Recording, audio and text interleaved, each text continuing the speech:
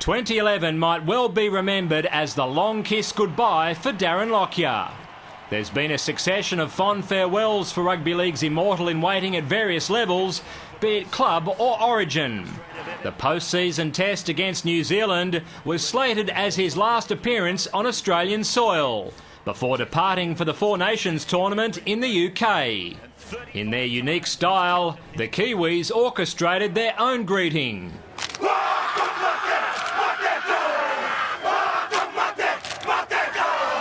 Russell Packer had a more intimate welcome for the Kangaroos captain, who was playing his first game since fracturing a cheekbone in week 2 of the NRL finals. Luckily for Lockie, everything upstairs was intact, including his football brain. Tonga's gone down to the 20-metre line, back to Lockyer, across to Uarte. Oh, what a thrill for the Nova Caspian! Following that try, Packer was informed that the incident was on report. And while the big front rower was fortunate to remain on the field, his victim carried on with typical class. And Lockyer leaves the pressure. Tonga gets it away. Uarte's got 2. A brace of tries inside 6 minutes for hometown hero Uarte had the huge Newcastle crowd buzzing. And they had even more cause for excitement when one of the night's key signings for next season crossed in the other corner. Lockyer back to Slater, sleight of hand, and Darius Boyd scored. Thurston then atoned for missing a first-up sitter. It's coming around nicely. The Aussie number 7 sparked a stunning attacking movement soon after that should have resulted in the early point spree continuing.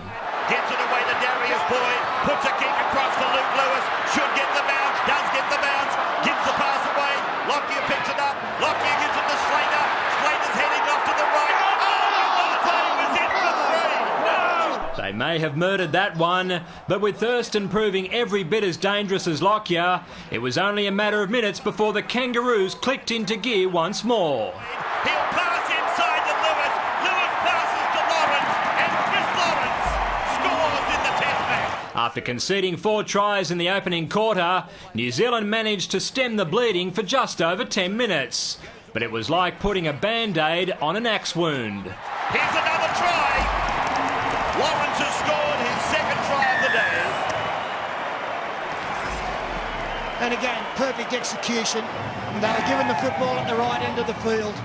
With almost 2/3 of first-half possession, the most surprising thing may have been that the red-hot Aussies didn't lead by more than 26-0.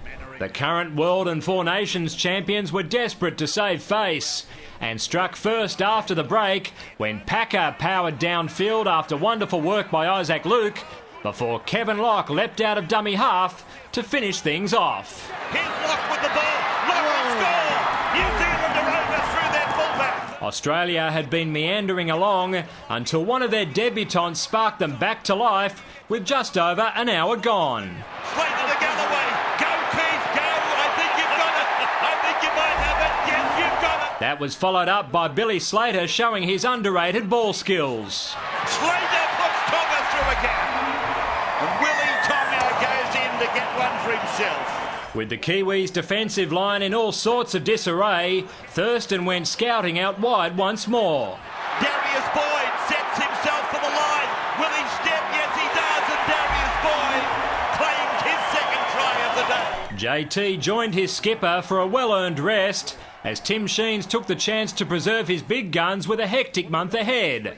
But there was no thought in Chris Lawrence's mind of taking it easy. Oh, that's strong tackle from Chris Lawrence on my mind. But the biggest hit of all came on the scoreboard, with Australia running out emphatic victors by 42-6.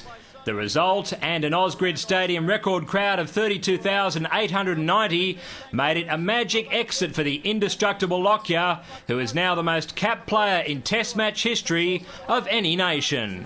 Oh, mate, it's just been, I'm going to miss it, no doubt. Running out to a stadium like this today is what you play for, and you'll never get that in retirement, but I've been privileged to do it for such a long time, and I thank the people of Australia for their support. David Rowlands, Big Pond Sport.